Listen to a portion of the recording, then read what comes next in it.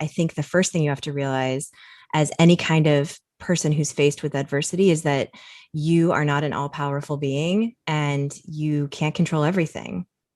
I I learned that a long time ago, and nothing has taught me that more than having a child, that you cannot control anything. And so once you kind of let go of that notion that you are able to control anything, everything becomes a little bit easier. And then you kind of just go into your toolkit of like, well, I might not know what's going on, but I know how to fix ABC. And so I'm going to tackle that. I'm going to see what I see in front of me, fix what I can, and then try to figure out the rest that I can't. And you just kind of have to trust yourself that you have been given the knowledge, the understanding, and your past experiences. You've been given all of this together to culminate to kind of help you tackle future situations. Hi folks, I'm Dan Dworkis, and this is the Emergency Mind podcast, a space where we bring together lessons from the emergency department and beyond about performance when it matters the most and applying knowledge under pressure. Our guest this episode is Dr. Katie Rebillot. Katie is a board-certified emergency doctor with a fellowship in pediatric emergency medicine. She's an assistant professor of emergency medicine at LAC+USC, where I am lucky enough to get to work with her. Now, as Katie puts it, she lives, loves, and breathes wellness and has worked extensively with LAC+USC, as well as with the team at Academic Life in Emergency Medicine and the Council of Residency Directors to deepen and explore wellness as it pertains to emergency medicine. Now, it's not always a compliment to say that something is infectious in the emergency department, but Katie brings with her an absolutely infectious sense of joy and purpose, which unquestionably raises the level of performance of myself and everyone else who's lucky enough to work with her. So I'm really happy to have her on the podcast. Before we jump into the episode, I am thrilled to be able to share that the Emergency Mind book is out there in the universe and available. It's called The Emergency Mind: Wiring Your Brain for Performance Under Pressure, and you can find it at emergencymind.com/book. Now, like the podcast, the Emergency Mind book explores mental models from emergency medicine and beyond, and its goal is really to develop a framework and vocabulary about human performance under pressure, one that we can really use to build on and improvise around to keep developing the tools and the training it's going to take for individuals and teams to perform at their best when it matters the most. I'm incredibly excited to share it with you, and I really hope you enjoy. Again, you can find that at emergencymind.com/book. Okay, all that said, let's jump into this awesome episode. I hope you enjoy. All right, well, Katie, thank you so much for coming on the podcast. It's awesome to talk to you outside of our normal work environments. I know this is an area over which we both sort of share a lot of thought and conscious effort, and I'm thrilled to have you on the show. Yeah, thanks for inviting me. I'm super excited to be here. Awesome. So I'm hoping we can start out sort of going back in time a little bit.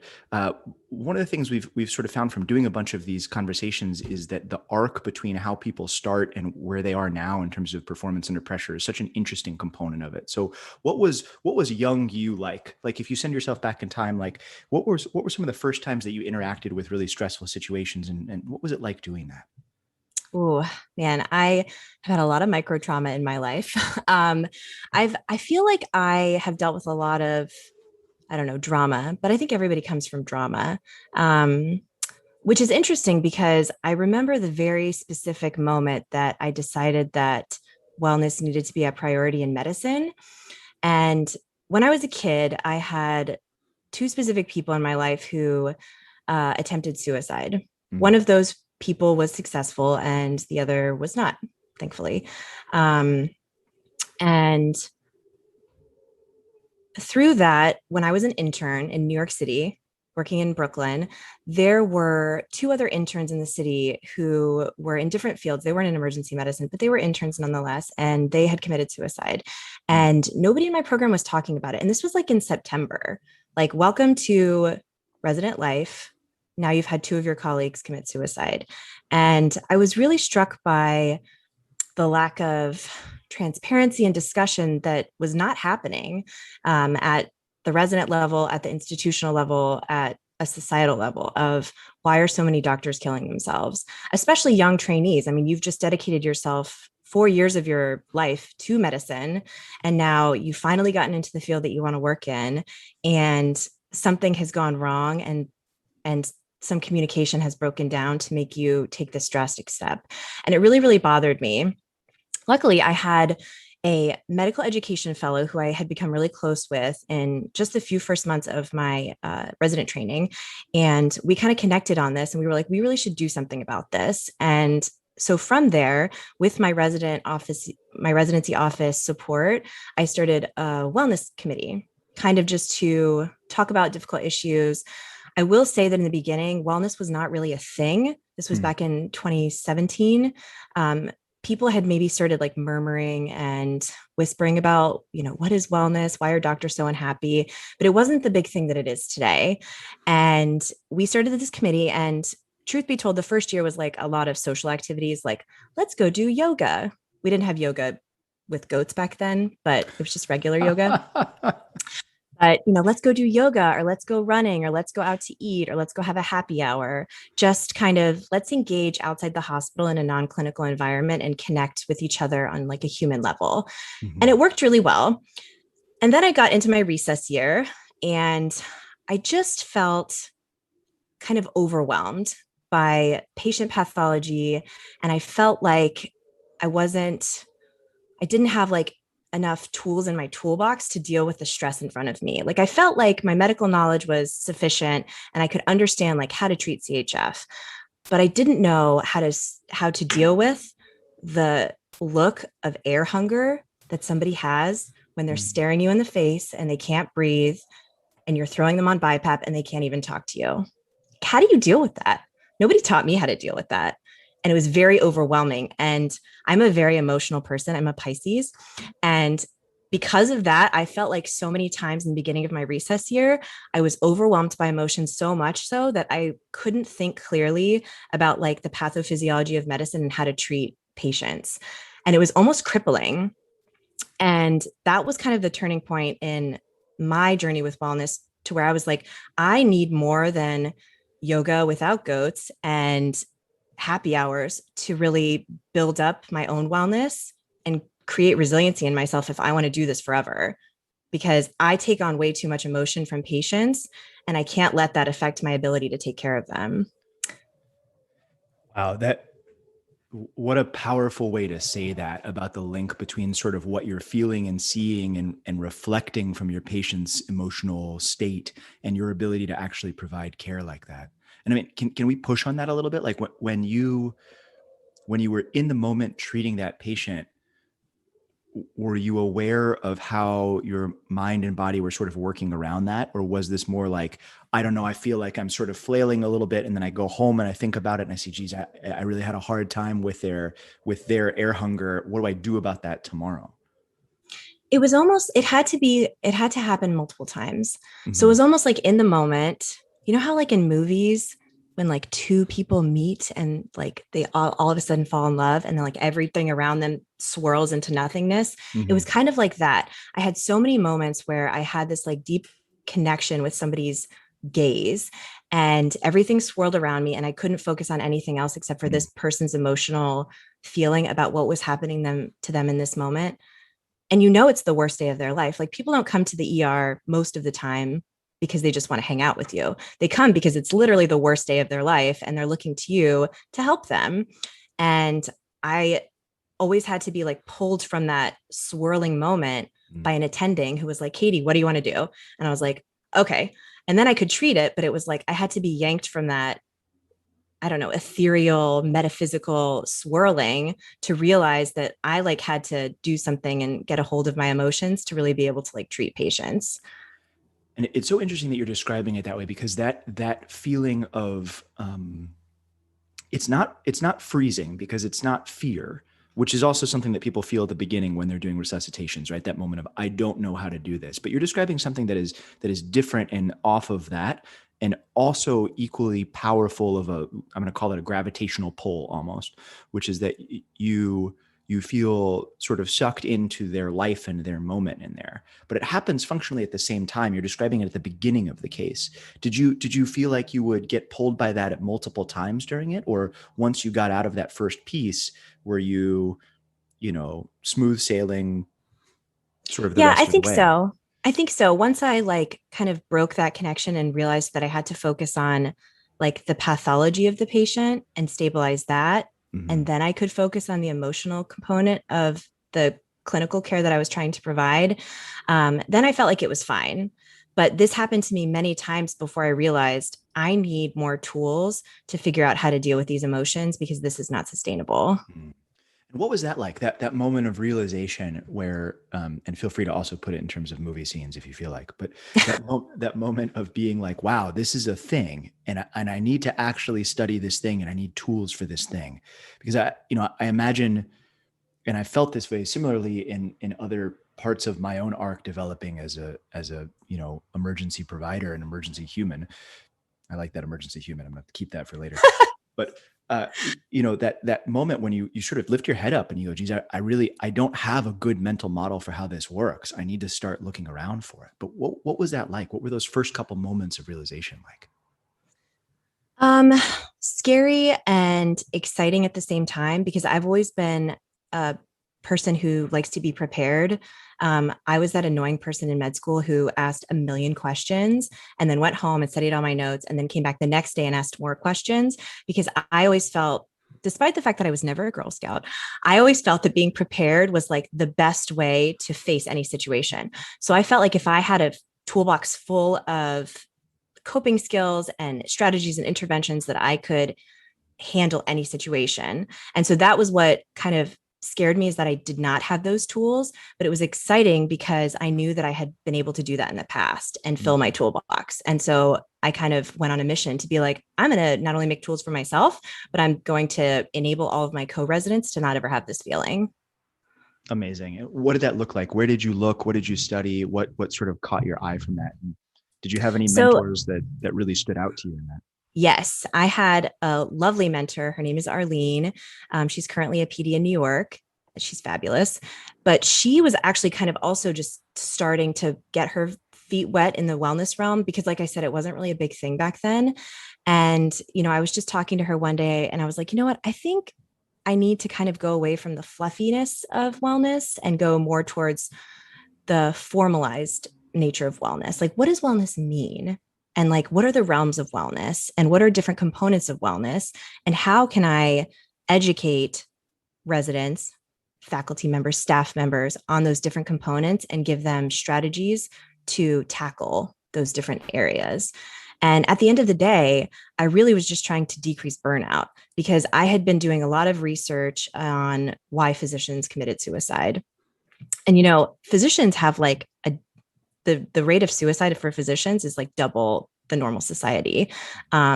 We almost lose an entire med school every year from physician suicide. So my main goal was to prevent that because I had already experienced that in my life. I was like, I went into medicine to help people, not to experience more suicide within my own field. And so my main goal was to decrease burnout and create resilient physicians who really would be able to have a prolonged, fulfilled life within medicine. That's such a wow. That's so powerful to sit with that idea that we lose the equivalent of an entire medical school to suicide on a regular basis. It's staggering because you know what? It's something that we didn't used to talk about. And the culture of medicine is so, how do I say this? Like, you're supposed to be strong. You're supposed to know everything. You're not supposed to be emotional with your patients. And I really feel like that we're having a cultural shift within the entire medical field in that realm, which I think is good. I think we need to sit with our patients and be uncomfortable with our patients and really feel their feelings to be the best physicians that we can be. But it certainly wasn't like that 50 years ago. And it still kind of wasn't really like that when I was in residency. And I think, I don't know, kind of paying attention to the different realms of wellness and trying to educate and intervene to decrease burnout is really helping shift that culture.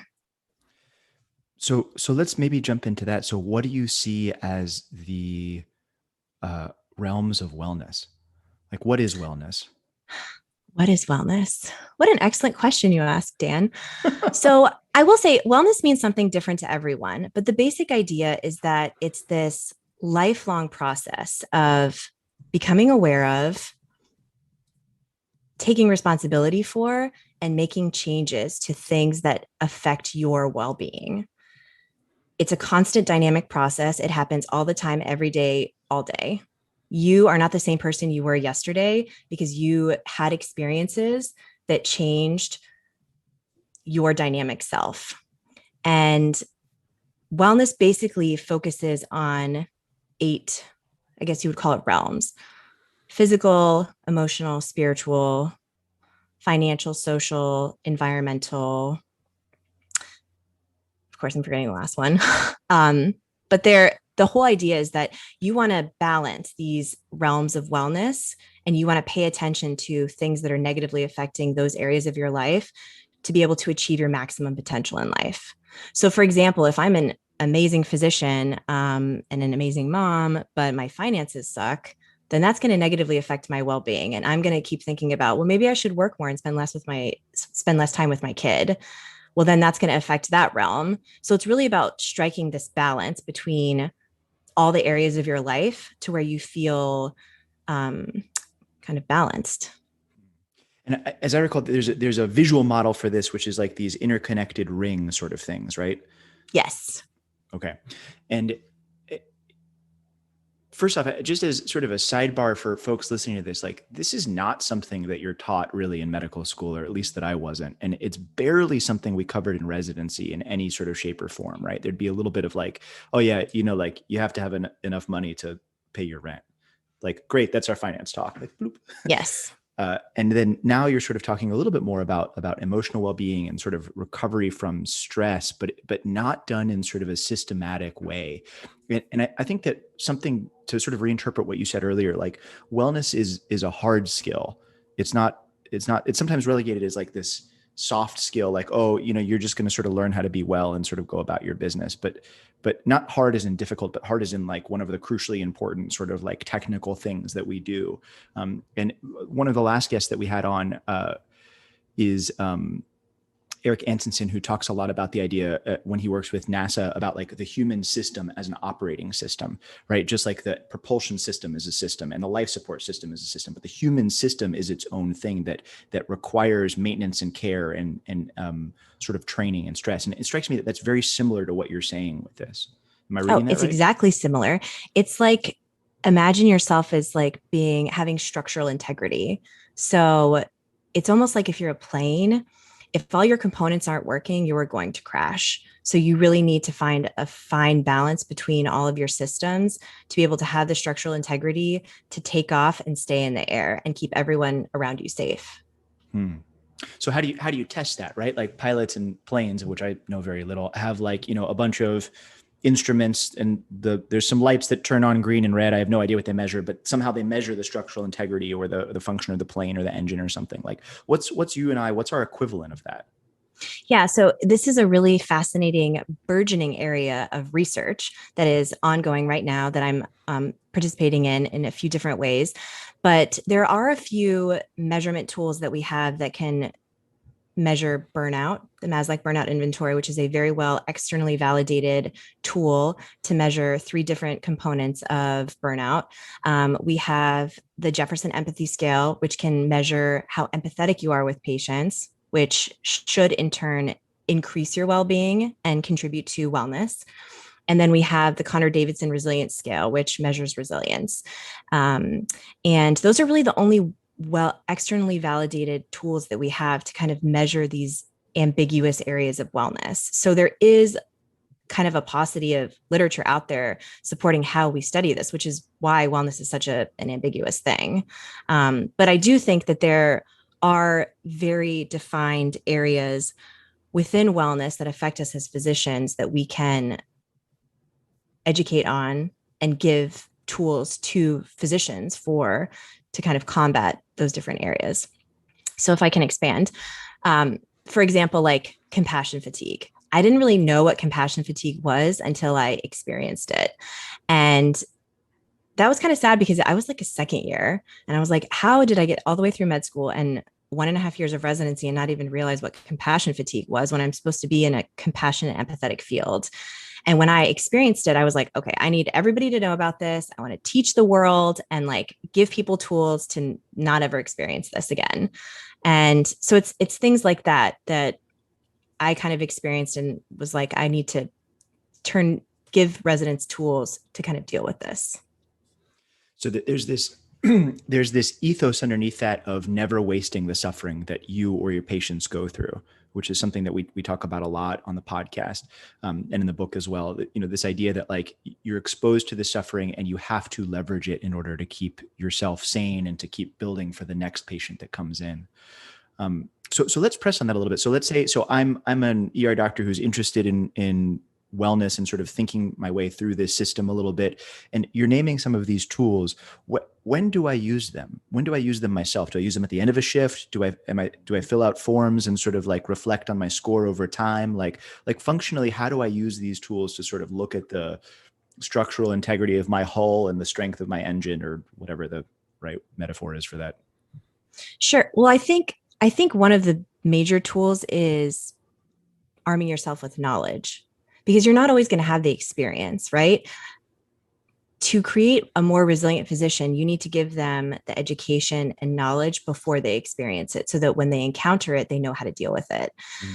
So I think educating and just teaching residents about these different areas within wellness is very helpful. And then you can give them tools to kind of tackle it. So for example, one of the things that I started doing when I was a PGY2 that I continue to do today is mindfulness. And I find that it's such an easy, quick thing that you can do on shift when you're faced with adversity or a stressful situation, and nobody has to know that you're doing it. And you kind of center yourself, and then all of a sudden you are basically one with yourself again, and you are ready to tackle whatever's in front of you. And press on that for me. What do you do? So you and I had a truly difficult case together not too long ago, and we can sort of dance around that or go into it, whatever you'd like. But I know that I personally did some mindfulness exercises when I was in that room waiting for that patient to show up. I don't know if you did or not, but if so, can you share, like, what was that? What do you physically do? Yeah. So I'll give you a little background, because that was a particularly stressful situation for me. It's one of my triggers. I feel like we all have bad cases and bad triggers that when they come in again, you kind of like freeze. And in that moment, I really have to be mindful. And I almost do like a mini meditative session with myself to really center myself into the room to be able to like fully take care of that patient. So essentially, I had a really horrible case of bacterial meningitis when I was in fellowship. It was a 4-year-old who had come in with a headache a few days earlier and had represented with fever. And within 4 hours, this child was intubated. He had a central line. He dropped his pressures. We started him on vasopressors, and then he developed DIC. And within 4 hours, he was coding. And I cannot even explain to you the gravity of a mother's scream when her child dies in front of you. It's just awful. And it's something that will stay with me forever. And I felt like I had processed that stressor after that case, but I had not processed the stress of the situation. I had not like completed my stress cycle. And 2 weeks later, I went to Mexico with my partner, and we went scuba diving. And I'm an advanced scuba diver. I enjoy scuba diving. I love being in the water. I've never been afraid of it. I probably had at least 100 dives under my belt. And I essentially, underwater, very deep, had my first panic attack ever, because I felt like I saw this kid under the water. And I recognized it because I see panic attacks all the time in the ER, right? But I had never experienced it myself. And I essentially started hyperventilating, which is really hard to do with a respirator, and became like numb. I couldn't swim. I became very cold. And then I just became delirious, and I started taking off all of my equipment. And my partner literally saved my life. I was trying to take off my BCD. I threw out my respirator, and he shoved it back in and threw me up 50 feet. And luckily I didn't have any injuries. I threw up when I surfaced, but I didn't like pop a pneumo or have any, prolonged sequelae. But at that moment, that's when I realized I really need to process this stress, because this is affecting my life. And because of that experience, drowning will always be a trigger for me, because I had this horrible pediatric case, and then I experienced this. So every time that I see a drowning case, it really affects me. Um, and so for that, I kind of learned how to complete the stress cycle, which we can get into. But because of that, I really started into mindfulness again.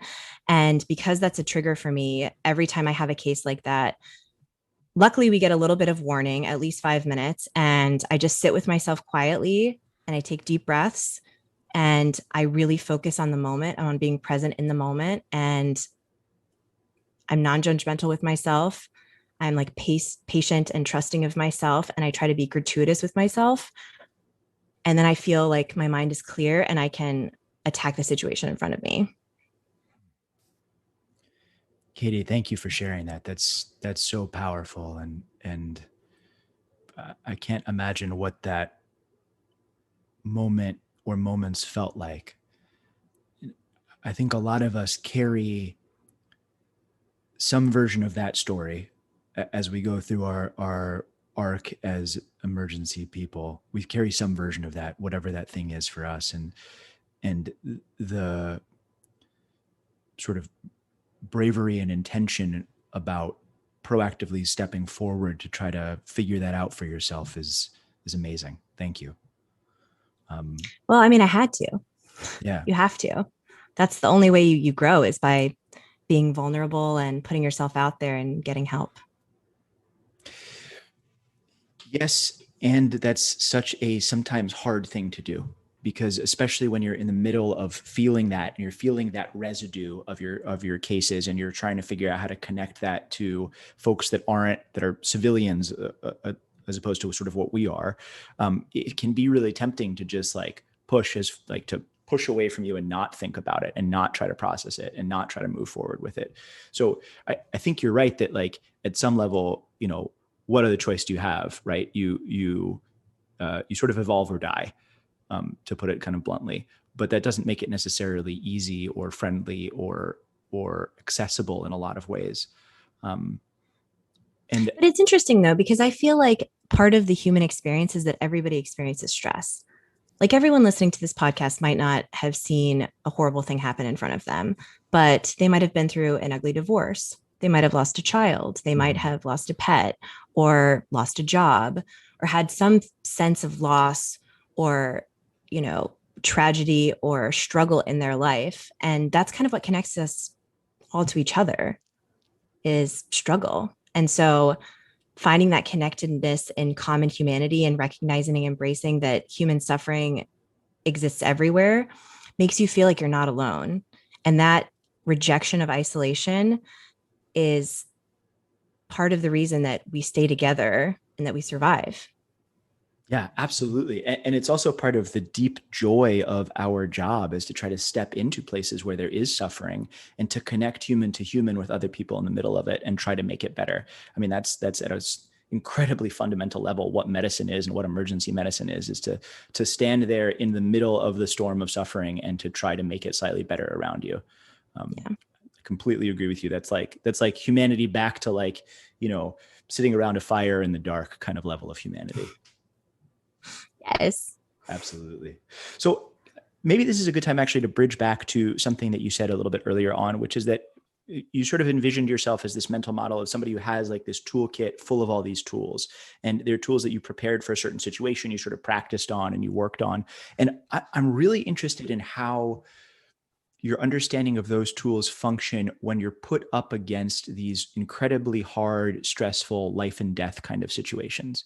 Because some things we can prepare for pretty well ahead of time, right? We understand like, okay, if we need to perform an IV placement for a child, or we need to perform a splint for an adult. Okay, cool. That's a skill we can practice, and generally we understand the scope of the problem and when we're going to have to apply that skill. But one of the things that makes the folks listening to this podcast such an interesting group of humans is that we perform in these situations where we don't always know what's happening, and we can't always know what's happening, and where we can't always succeed, right? That we come up against failure and suffering and loss and often death or catastrophic failure of one type or another.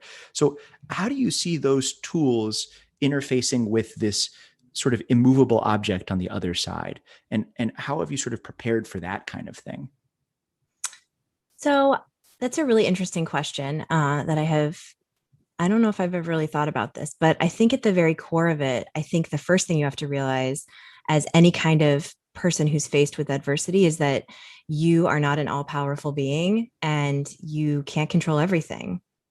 I I learned that a long time ago, and nothing has taught me that more than having a child, that you cannot control anything. And so once you kind of let go of that notion that you are able to control anything, everything becomes a little bit easier. And then you kind of just go into your toolkit of like, well, I might not know what's going on, but I know how to fix ABC. And so I'm going to tackle that.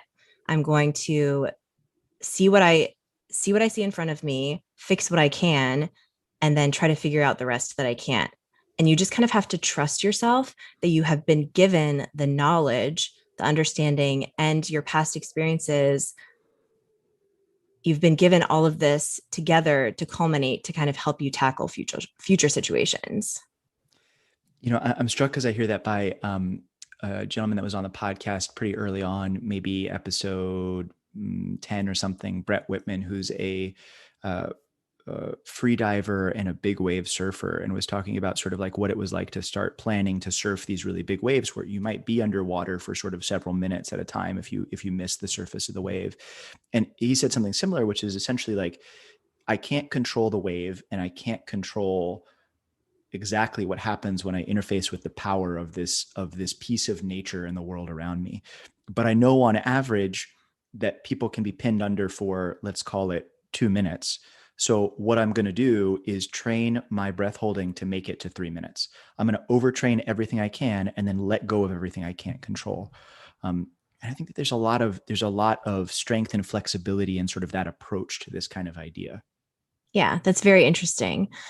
I also think that part of preparedness is the notion that you don't want to fail. And I have some issues with that, mostly because I feel like everybody fails and you should Absolutely. fail, right? Like, I want to fail in life because if I don't fail, I don't grow.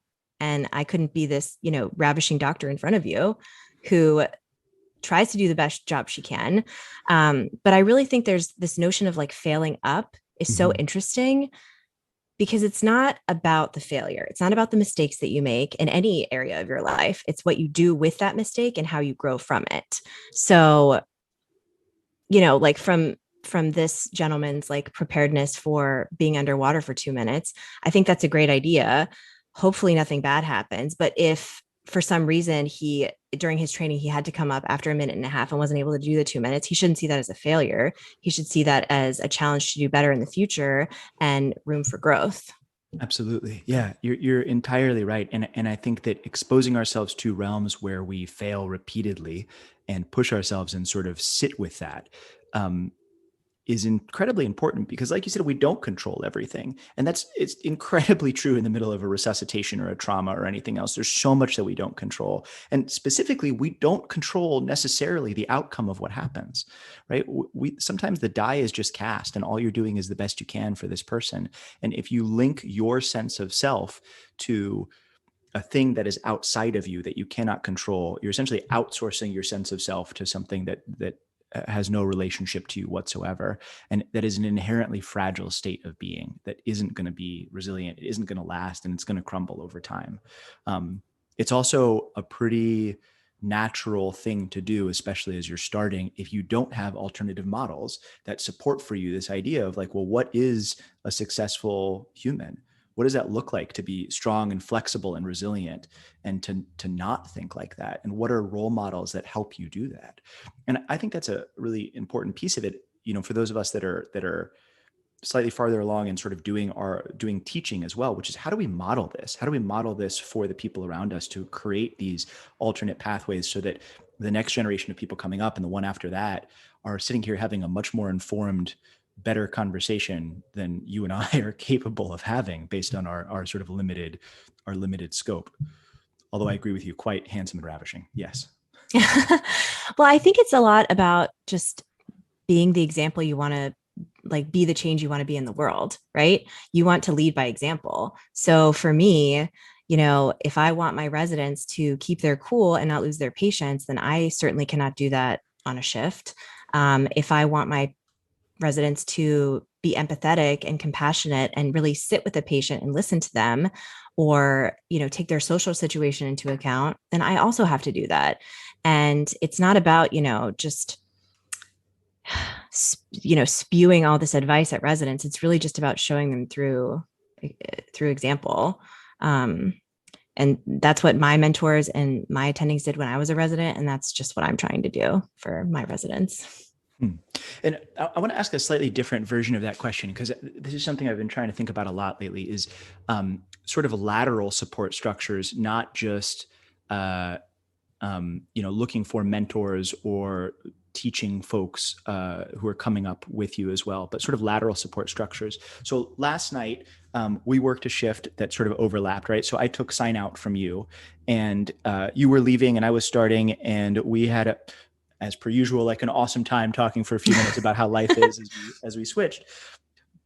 But I wonder about that moment. Like, that moment strikes me as, two peers who are sort of handing over the watch in one form or another. Like, what can we do in that moment to build in some of these concepts of wellness and support for each other? Like, are there ways that I could ask you questions as you're leaving about, hey, what are you going to do to successfully get home? Or questions that you can ask me about, hey, what are you going to do to start a shift that like lets you act in a way that accords with your deepest values? And I don't really have a good model for how to do that. That's a really interesting question. I have not thought about that in a peer-to-peer way as an attending, and I am currently working on cultivating some faculty wellness development. But I do challenge my residents every shift with two goals. One, I want you to have a clinical goal. Like, I want to work on my efficiency. I want to work on my note writing. I want to see this type of patient, and then have a wellness goal. I want to make sure that I remember to go to the bathroom. I want to make sure that I step outside and get 5 minutes of fresh air. I want to make sure that I eat. I want to make sure that I drink water. And I think it's important because residents sometimes don't think about that. And it could be 6 hours into a shift. And did you eat today? Oh no, I'm really busy. I just am so behind. Okay, well, I think you would be a better physician if you took care of yourself, put your own oxygen mask on before you assist others, go have something to eat, have some water, take a break, and then you can come back refreshed with kind of a clean slate, and you might see things differently. You might see things that you might have missed because you were hypoglycemic or you had a full bladder. And a lot of residents have kind of resonated with me that that's like such a interesting thing that I do. I don't think a lot of other people do that, but it's important to remember that you're not just there as a clinician, you're there as a human. And if you really want to connect with your patients as a human, you need to take care of your humanism. I have this note card on my desk here that I think about quite a bit and that I try to bring into work, which is that I am not replaceable by a Dan-shaped robot. And that sounds funny, but that is an incredibly hard fought thought to get to that point, because I think for a lot of time I kind of thought like, yeah, I could, if you replace me with a Dan-shaped robot, people might be better. Right? Like, oh yeah, people. I definitely don't think that. Yeah, well, thank you. I appreciate that. But I think that it's hard to sort of arrive at that thought. And on shift, sometimes it's tempting to be like, man, if only I could like robot my way through this a little bit and sort of like just like pretend I don't have these things and sort of drive forward. There's this feeling, or there was this feeling for a long time that, yeah, that would be a better version. And now as I've gotten older and I hope better at my job and more in tune with sort of, I guess, the reality of life and existence, I don't think that at all. I think that I would outperform a robot Dan on any day of the week. And that version of me that has the requirements of supporting a human system, but also brings the empathy and the connection and my own history of suffering and my ability to connect human to human, is a better version of an emergency doctor, and certainly a better version of a human than a robot version of me would be. But yeah. And do you know why that is? It's because you have eyes. It's one of the reasons, because you can like deeply gaze into a patient and really like connect with them. Have you ever like done one of those seminars? Brene Brown is a huge fan of this, by the way, about just like gazing into a stranger's eyes for 10 seconds. It is incredibly uncomfortable. Do you know why? Because you're creating a super deep connection with that person. And a lot of people are uncomfortable and they're unable to sit with it, especially if you like don't know anything about them.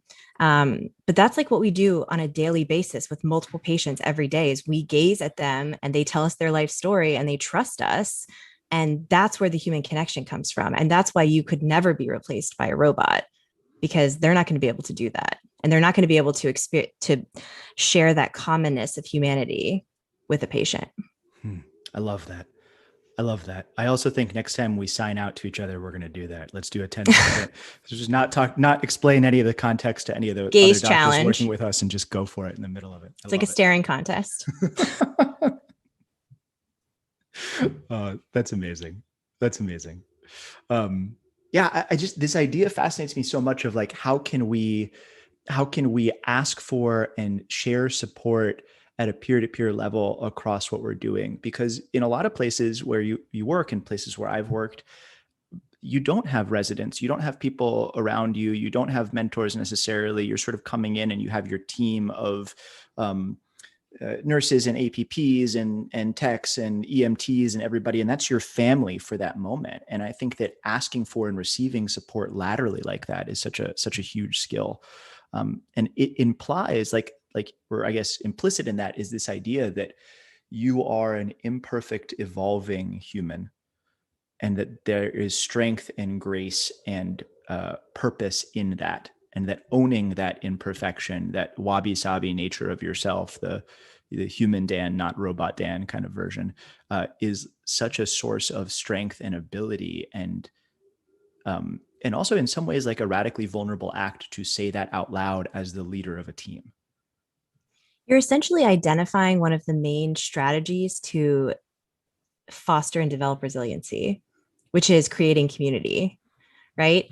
Among your peers, among your staff, your nurses, your environmental service workers, developing that community and knowing that you're going through a common struggle together, especially during COVID. We all are going through a common struggle in the world, but especially as a healthcare worker. It's like one of the main tenets of developing resiliency is creating community and collaborating and having common perceptions about what you're doing. One of the other tenets of creating resiliency is having a common goal and a meaning and purpose that's bigger than yourself. So like, obviously we work in the service industry, but identifying that your goal in life is to improve someone else's life in a moment of dire need gives you bigger purpose and enhances your well-being astronomically. And so just by developing those two things, by having a higher meaning of purpose and value, and sharing that with the community, makes you already more resilient than if you didn't have those two things. And how granular are you about that when you go about your shift? Are you saying to yourself like, okay, I'm going to develop, like, this is how I'm going to build community today. This is how I'm going to like touch my purpose today. Or is this something as you're reflecting back at the end of a week that you sort of look back on how you're doing? I think it depends. I'm one of those people that I'm like inherently happy, and I blame my dad. He is just like a very, very happy, optimistic person. It's just who I am. However, that does not mean that I don't have bad days. And so there are definitely days where I get out of bed and I'm like, wow, I don't know why, but I'm just feeling kind of crummy today. And I have to change that before I get to work. And so I spend my, 45 minutes to an hour commute to work prepping myself and getting into this mindset of, I don't know why I'm in a bad mood today, but I'm going in to serve a higher purpose, and I need to clear my head and focus on that goal so that I can really provide excellent care. And I'm going into a community that I love. I love the people I work with. I love the faculty members. I love the residents. I love the nurses. I love the patients. They're so thankful. And so sometimes I am in a bad mood, and then I prep myself, and then I walk into the hospital. I'm like, wow, I'm jazzed to be here today. And I'm just going to like have the best time. And then by the time I leave my shift, I'm in such a better mood. And so I kind of cultivated some of these like strategies during residency, and it has really served me well throughout this entire pandemic, when there were days I did not want to go to work. Like I was just so beaten down by death and destruction and tragedy that I couldn't do it. And COVID has been hard, I think, especially for healthcare workers, because we're inundated with it everywhere. You turn on the news, it's there. You talk to your spouse, it's there. You see it in the community, and then you go to work and you deal with it. And so I really had to do that a lot over the last year, but it really, really worked, and it really helped me. And I feel like our community is stronger than ever. I feel like our entire staff has just kind of formed together to create this almost like one of those like arm bonds that you did as a kid, like don't break the bond. I feel like that's how we are. And it's made us just like much stronger and in turn better doctors to our patients. Absolutely agree. It's such an honor to get to work at a place that has that deep sense of community that's literally, has a mission that's literally carved in stone above one of the doors, right? About the sense of service and purpose and to be there as a resource for our fellow humans. And there is deep gravity and beauty in that pulls me also out of tough days and out of everything else to show up and be part of that team. Um, Yeah. yeah. And along with that, I feel very lucky to get to work with you on this kind of stuff too. So thank you. Oh, Um, same. definitely, definitely. And maybe that's a good time to sort of like slightly wrap this up a little bit, sadly, because this has been awesome. But we always end by offering the guest on the show a chance to sort of fire a shot across the bow and send a challenge out to everybody listening to this. So what's your challenge? Folks listening to this, what do you want them to do differently today or this week? So I think something that I've really been working on recently that I think has really helped increase my resilience and kind of decrease my burnout in this very difficult time in our history is to just really practice self compassion, which is a component of mindfulness, self kindness, and connectedness. So, making sure you're connected to your community, whether that is your family or your work environment or your greater community of your neighbors, just making sure that you're connecting with other humans and sharing with their experiences and really sitting with them and their emotions. I think that helps you grow. And then just being really kind to yourself and recognizing that like failure and imperfection is inevitable. And it's not about experiencing them, it's about how you react and process them and making yourself vulnerable and open to change. And I think if we all kind of practice self compassion, we can really live wholeheartedly and just make the world a better place. I love it. I love it. What an awesome way to end. Katie, thank you so much for coming on the podcast. Thank you so much for having me. This was really lovely. Okay, folks, that brings us to the end of this conversation. I hope you enjoyed it. I hope you found something useful that you can use next time you find yourself in an emergency or a crisis. Again, if you want to dig deeper into a lot of the concepts that we covered here, sign up for the Emergency Mind newsletter, Knowledge Under Pressure. It is free and it is awesome. You can join by going to www.emergencymind.com/signup. Also, as a reminder, our mission here at the Emergency Mind is to dig into lessons around applying knowledge under pressure, not to provide medical advice. Our opinions, as expressed on this podcast or elsewhere, are our own and not necessarily those of our employers or the hospitals at which we work. So keep up the good work, keep training, and good luck out there.